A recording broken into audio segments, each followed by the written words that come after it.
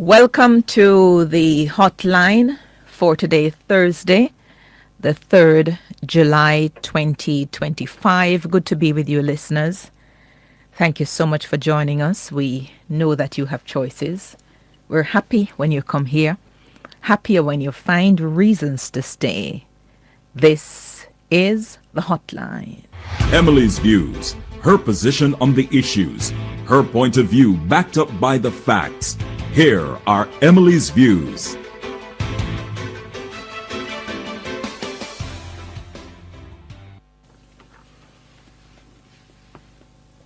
What must we make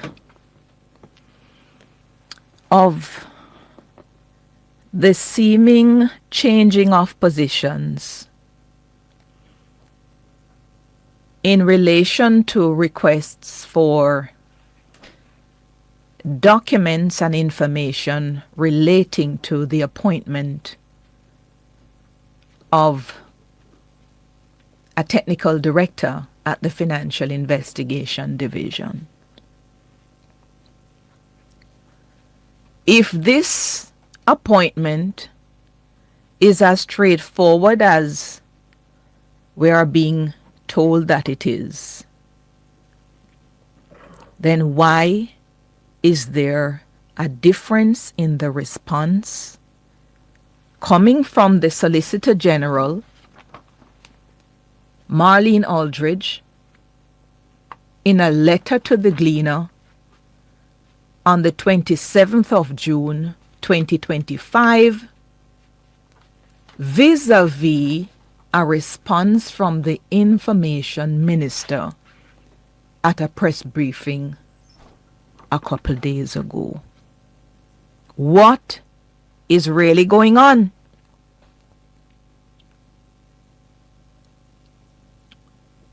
The Gleaner had a story on Sunday, blocked. The government has denied 2 requests to disclose the reason a criterion for law enforcement experience was dropped from a second recruitment exercise to select the head of the Financial Investigation Division, the FID, and who gave the directive. Let me go through this. The Gleaner sent a request. We are requesting all documentation related to the recruitment/selection of the Chief Technical Director, CTD, for the Financial Investigation Division. This should include official correspondence, directives, or records of communication regarding the decision to remove the requirement of 12 years law enforcement experience, including at a senior level, from the January 2025 advertisement. Let me go to that advertisement. Before we go to that, we note that there was an advertisement on the letterhead of the Office of the Services Commissions, Central Government, Ministry of Finance and the Public Service, Circular number 449 dated 14th November 2024.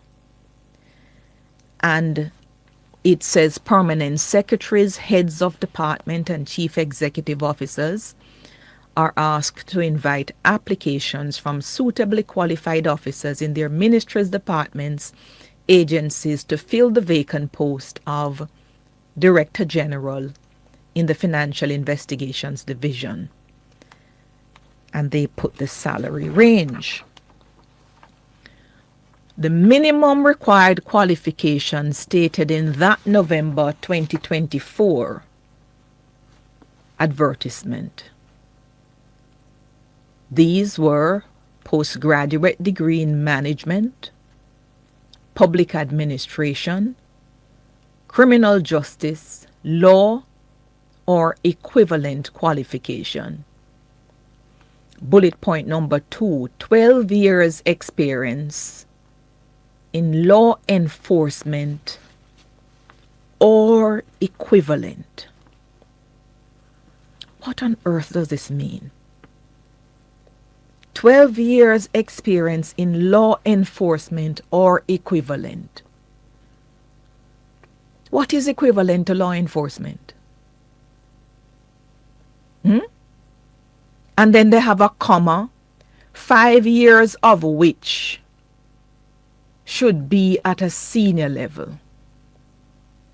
I suspect that this is the beginning of the problems we're having, 12 years experience in law enforcement or equivalent. Equivalent, what is that?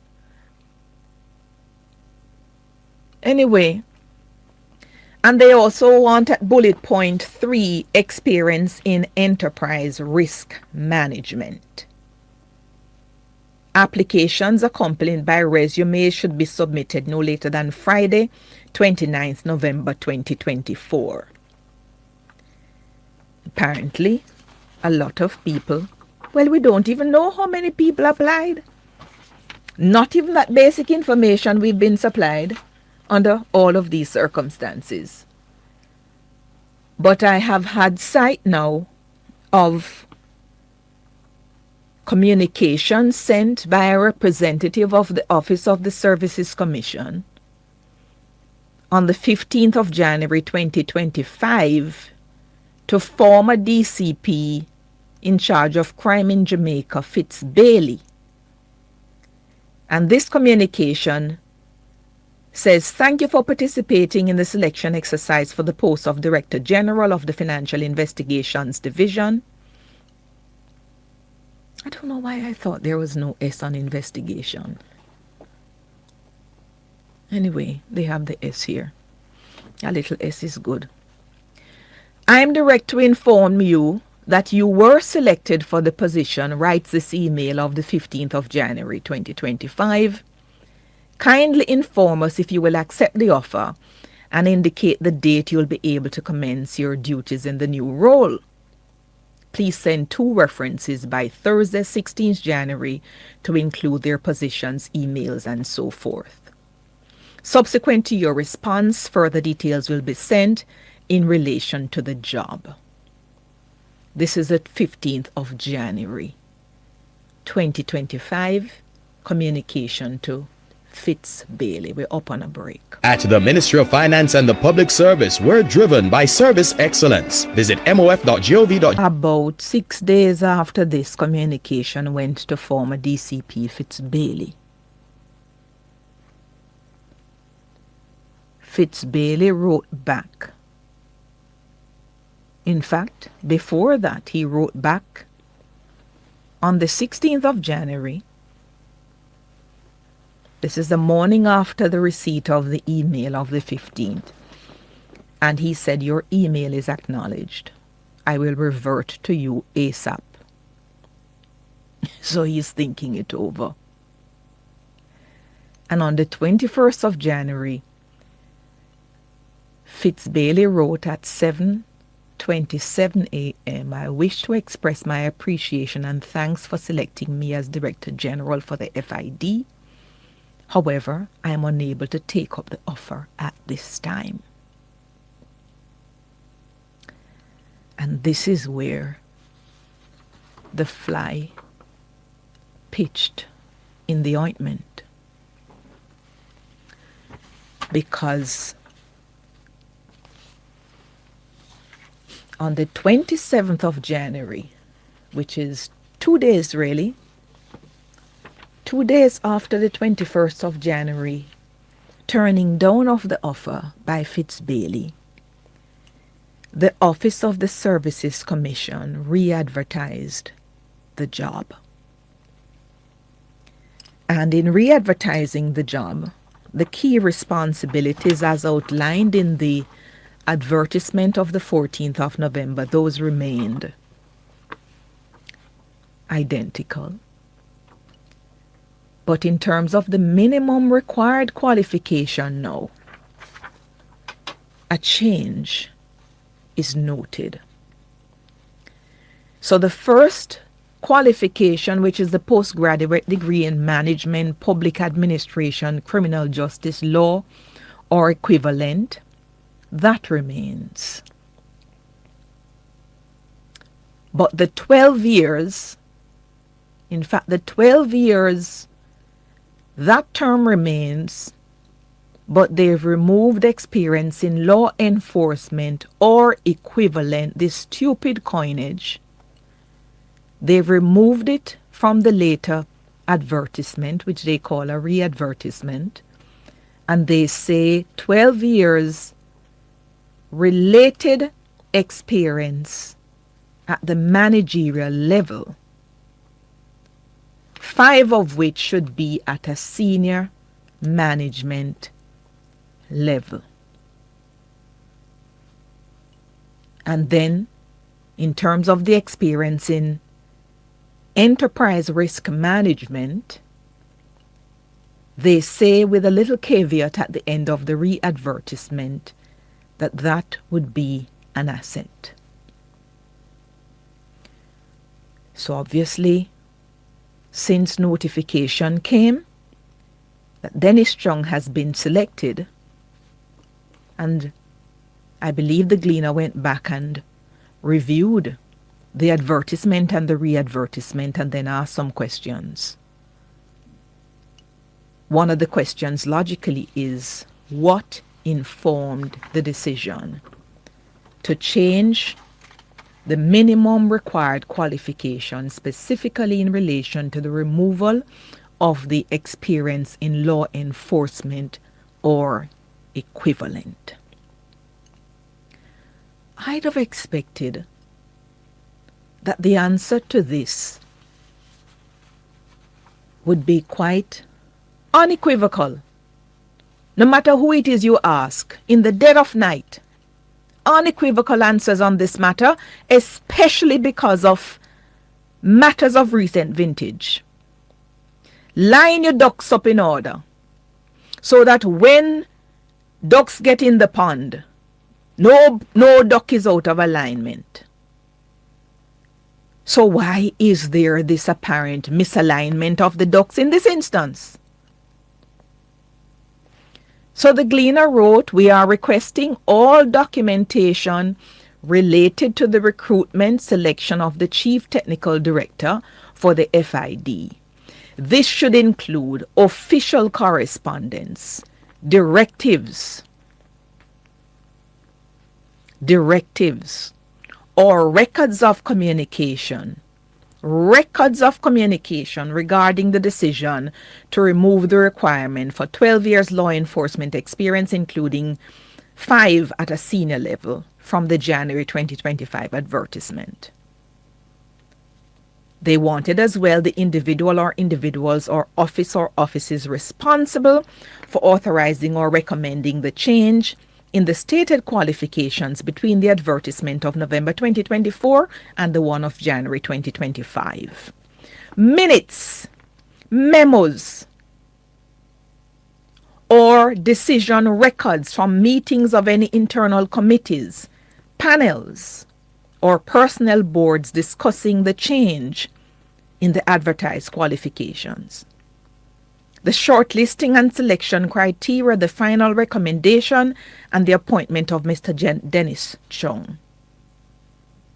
And they ask for a number of things, including list of applicants, name can be redacted for privacy if necessary, including their background and how they met or did not meet the original or revised requirements. And they asked for a copy of the signed contract of Mr. Dennis Strong. Also, they wanted any communication or representations received from the Ministry of Finance and the Public Service concerning the selection of the Chief Technical Director. It's a very broad and detailed request, and understandably so. The Solicitor General, Marlene Aldridge, replied to this request on the 27th of June 2025. And she listed out all of those things I read for you a moment ago. And she responds, The OSC, that's the Offices of the Services Commission, identified official documents that relate to your request made under the Act. You are being granted access to copies of 2 official documents that relate to the request, namely Master Score Sheet dated March 12, 2025, Master Score Sheet. Who asked for any Master Score Sheet? I don't know if that is the assessment or evaluation report, if that qualifies there. And they give the contract for Mr. Dennis Chung. Both official documents referred to above have been redacted in accordance with Section 11 of the Act, as they contain exempt matter that fall under Section 2022. The other official documents that were identified as relating to the request are exempt under Section 17BI and 22 of the Act, and will therefore not be disclosed. So this attorney, who is the Solicitor General of Jamaica, told the Gleaner in a letter on the 27th of June that the other official documents that she identified, because this is over her signature, and which relate to the request. She didn't say they were not available. She didn't say they didn't exist. She said that they're exempt and therefore will not be disclosed.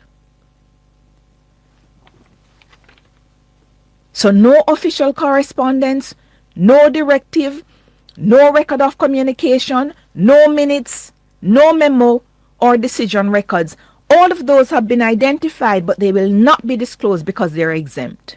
That's what the attorney, the Solicitor General, told the Gleaner in correspondence on the 27th of June 2025. So imagine my shock when the Information Minister, at a press conference a couple days ago, wherein the Energy Minister announced a notice that they've given to JPS that the license will not be renewed under the current terms. And the Information Minister, Dana Morris Dixon, addressed this issue. Here's what she said at that press briefing. Let's hear Minister Dixon. Make a little bit of a statement in relation to the FID matter, and I know it was in the media and there will be a release that will be sent out later today, but I just wanted to address the matter of the selection of the new head of the FID. And just to note again, there is nothing to hide in relation to that selection process. There was a process that was engaged with and a candidate was selected. There were 2 rounds that were done. In the first round, a candidate was selected, but that candidate opted not to accept the position.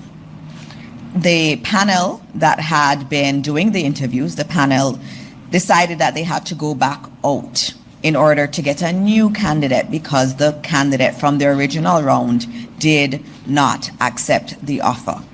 They wanted to also broaden the pool of individuals that could be selected. And as you know, when you do this, and this is done across Jamaica, you always, you want to get the best person you can. And you put out an ad and you do your interviews and you select someone, and then that person says, no, I don't think I'm going to take up this opportunity. Many entities go and do another round, and sometimes they may change the ad, trying to get a broader pool of persons to be interested, and that is actually what happened there.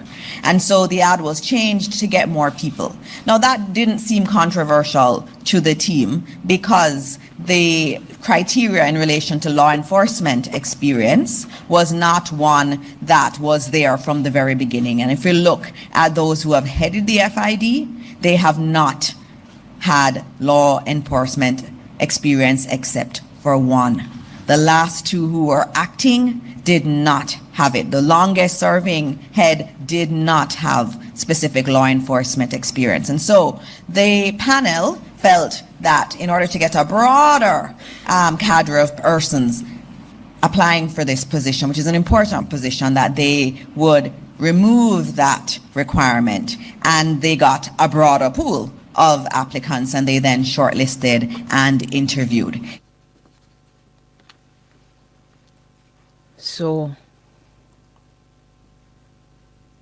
where the gleaner requested minutes, memos, or decision records from meetings of any internal committees or panels, or personnel boards discussing the change in the advertised qualifications, why was this not supplied? The offices of the Service Commission cannot be oblivious to the broadened, sophisticated desire for greater transparency in all matters. They're not conducting private business. You cannot sit in a room without somebody taking accurate minutes of what is discussed, and especially when the public, we have no eyes in the room except the person minuting the discussions there. So it is completely unacceptable that you're going to change the requirements within the secrecy of this room, and you don't even minute it so as to supply the people with the information. And how is it that the Solicitor General could tell us that the other documents you identify, we have them, they were identified as relating to the request, but they are exempt? And then the Minister of Information is saying that there are really no documents because there were discussions? Something is not right. And I don't know what it is. But we need more answers. Join us next time for Emily's Views on the Hotline.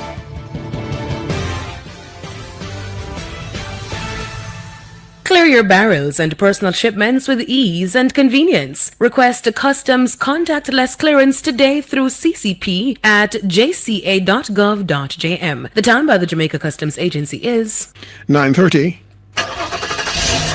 From the vibrant streets of St. James to the lush hills of Portland, Radio Jamaica's Roving Reports is your eyes and ears on what's happening in your parish. The Roving Report, uncovering the challenges and positive developments in your neighborhood. Stay tuned to the Sunny Side Up from 5 a.m. to 9 a.m. Mondays through Fridays for the Roving Report. Brought to you by Guardian General Insurance Jamaica Limited. Live safe, live easy. At Flow, loyalty pays back. Big time. That's why we're rewarding our customers with $20,000 in groceries. Simply add postpaid mobile to your current internet plan and claim your $20,000 supermarket card today. For only $2,700 plus GCT, enjoy unlimited social media and YouTube. 20 gigabytes of any use data plus unlimited anywhere local calls and texts. That's how we keep your rhythm flowing. Conditions apply. Kingston Toyota Jamaica is rolling in hot for their test drive day, Saturday, July 5 at Toyota's showroom, 93 Old Hope Road. From 9 a.m. to 4 p.m., join the experience. Test drive your favorite Toyota models. Enjoy special deals, low interest rates, classic and Turner cars on display, giveaways, and more. Bring the whole crew. It's a full day of test drives, summer vibes, and deals you don't want to miss from their financial and insurance partners on location. See you there. Toyota Jamaica's Test Drive Day, July 5, 9 a.m. to 4 p.m. at Toyota's showroom, 93 Old Hope Road in Kingston. Now, PrEP makes it so easy. One pill before you link, prevent HIV. PrEP makes it so easy. One pill before you link, prevent HIV.